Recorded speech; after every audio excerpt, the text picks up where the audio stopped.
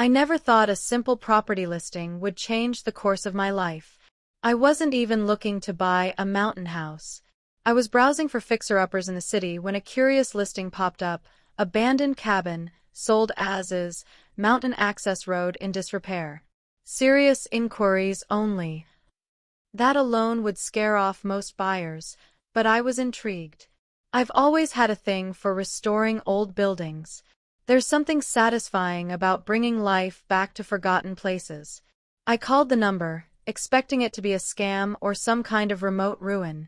Instead, I spoke to a retired couple who inherited the property from a deceased uncle and wanted to sell quickly. No strings, just the deed, the land, and the crumbling house. The next weekend, I drove up to see it. It took a while to even find the access road. It was covered in brush and clearly hadn't been used in years. I parked and hiked the last half mile, heart pounding with excitement and nerves. When I saw the house, something just clicked. It was in rough shape, windows cracked, roof sagging in places, but the bones were solid. Real timber, hand-laid stone foundation, and a view that stretched for miles over the treetops. If you like this story, kindly subscribe this channel. Thanks again for kindness. I made an offer the next day. We signed papers within a week. I checked every record twice. The title was clean, taxes had been paid by the estate, no liens, no disputes. It was mine, legally and fully. The restoration took months. I camped on site most weekends, hauling supplies, cleaning out debris, fixing the roof, replacing the plumbing. It became my passion project. Friends came up to help when they could.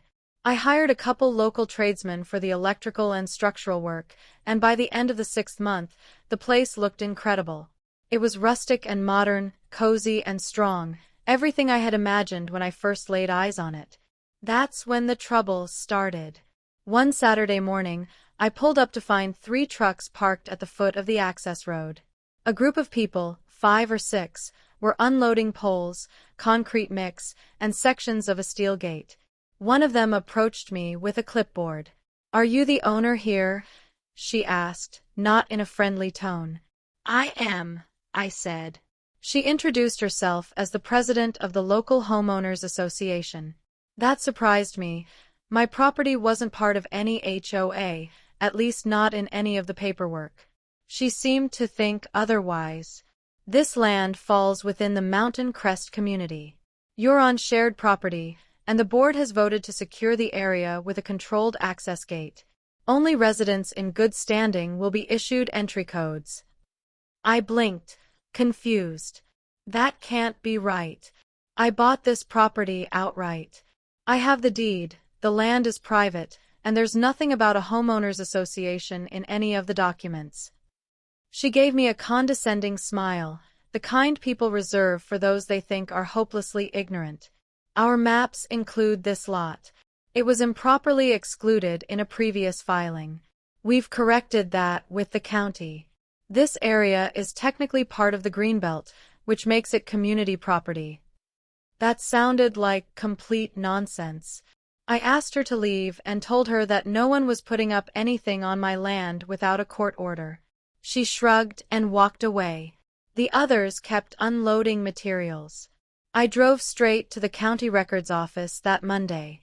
It took 2 hours of digging with a very helpful clerk, but I got what I needed: the original plat map, the registered deed, zoning classification, and a letter from the county assessor confirming the parcel was zoned as private residential property, not part of any Greenbelt or HOA.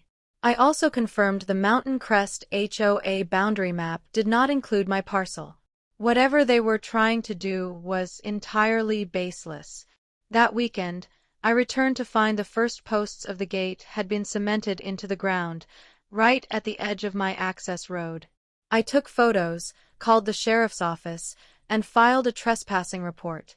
They couldn't remove the posts immediately, but they did notify the HOA that legal action would follow if they didn't cease all construction and remove the unauthorized gate.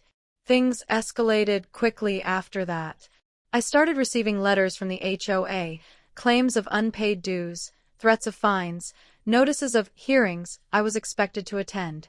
I ignored them at first, assuming they'd back down once the sheriff got involved. But the letters kept coming, each one more aggressive than the last. One even claimed they would place a lien on my property if I didn't comply.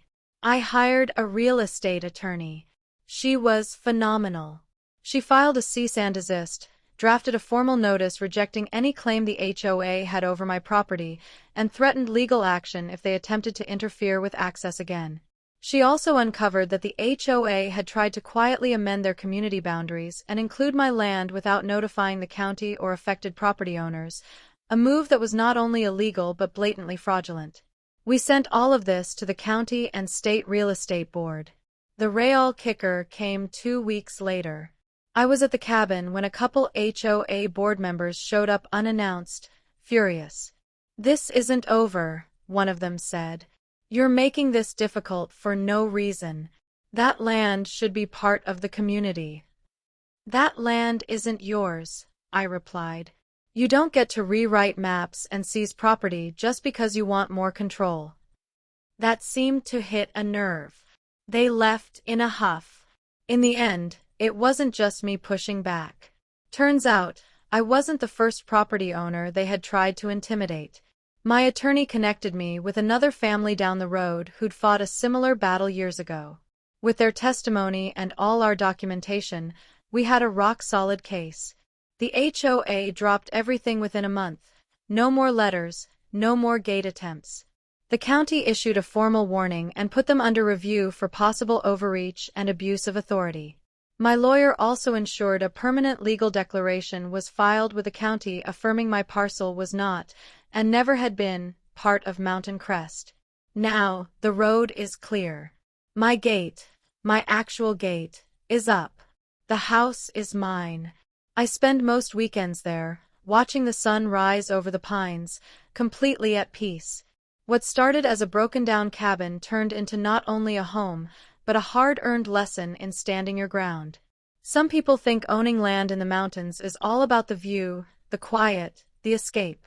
And it is. But it's also about protecting what's yours, especially when someone else decides they deserve it more than you. Let them try. I have the law, the deed, and the land on my side.